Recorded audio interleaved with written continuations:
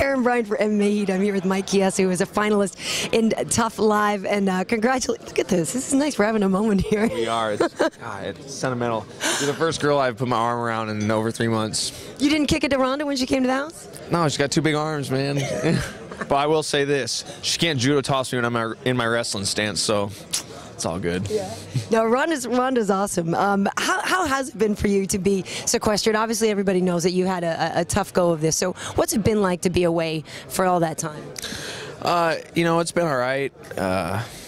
You know, it was definitely a tough scenario going through what I went through in the beginning of the season, but you know, you just got to suck it up and do what you're meant to do. I was here on a mission, and I think I proved that thus far. You know, I'm not going to let something deter me in my path, as severe as it was. But it's been a great experience. I have to say, I really related to you in that season. I lost my father a couple weeks before I had a big job at CNN, and it was crazy because he got to know I got the job, and then he never actually got to see me do it, you know, which was unfortunate. So I really felt for you. I knew what you were going through. But you really, yeah, got to sort of process it in that this is what he would have wanted me to do, right?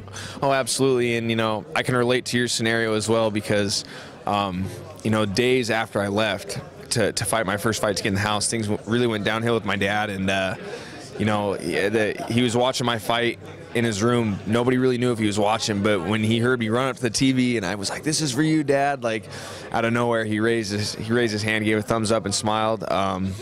But, you know, it was definitely just a tough situation. But you can take something like that and you can make it into something positive. It's always going to have a negative impact on my life. You know, it sucks not having my dad around. It's been hard, but you can take it to motivate you.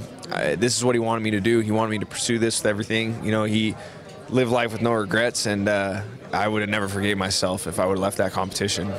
Yeah, no, that's how I do. I feel like, you know, you honor them through what you continue to do, and you know, they can still see you. Oh, absolutely. I know my old man was watching over me through the whole process, and that's why I kind of stayed on my P's and Q's. There's a lot of times I want to drink and have beers and stuff, but I'm like, I know my dad is watching every single thing I'm doing right now, and he would not be happy if I was drinking beers a couple weeks out from a fight. So knowing he was up there, it actually really kept me on my toes.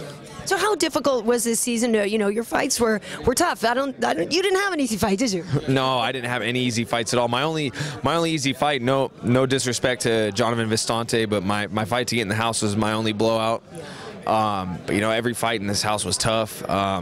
You know, it goes to show. I mean, Jeremy Larson took me the distance, and he was Cruz's last pick. You know what I mean? And so it just goes to show. A lot of talented guys here, and there was no easy fights this season for anybody. Definitely not. So how do you feel about Iaquinta? What do you see as that matchup? I mean, obviously you guys know each other. You're on the same team. So how do you feel about fighting him, and how do you see the matchup going? I think the matchup's going to be tough for both of us, just because we have trained together. I'm sure he has a couple little tricks up his sleeve that I haven't seen. You know, vice versa. I have a couple things he hasn't seen that, you know, I definitely plan on incorporating in my fight. But you know, we've definitely sparred hard together. You know, we've thrown down in the gym. We've whooped each other's butts a few times. So you know, I think this fight's just going to be very exciting for the fans. I'm just excited to get out there and fight, and it's an honor to fight one of my teammates, because that just means as a team we built each other up to get to this point. So you know, fighting out in the finale, it's an honor. And are you okay? I mean, you know, I can see obviously you got a little bit of a shiner, but it's a lot to ask to fight a week from now again. Are you feeling all right physically? Nothing too bad?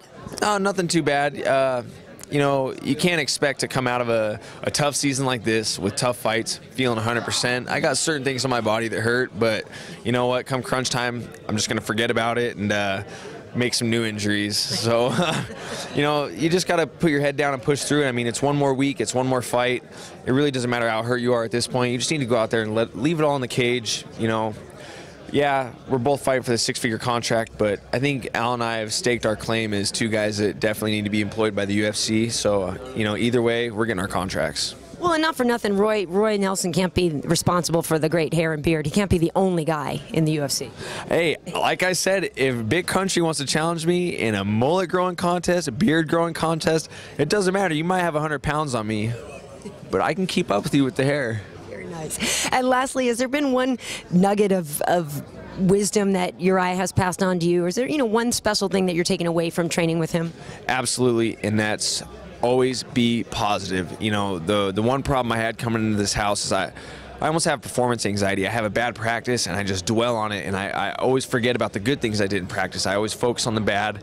And he just always told me to stay positive, always have positive affirmations about your training day. Even if you get your butt kicked by everybody, find something positive to dwell on. Even if it's, I at least made it through this workout without quitting or without slacking around. You know, it's always make sure that you look back at every training session with positive affirmations, and you know, and as well as incorporating that in your whole life. You can't just dwell on negative things. They can eat you alive. But if you can build up little positive things, it can lift you a lot higher than one negative. So, you know, the one thing that I've learned from you is just stay positive no matter what.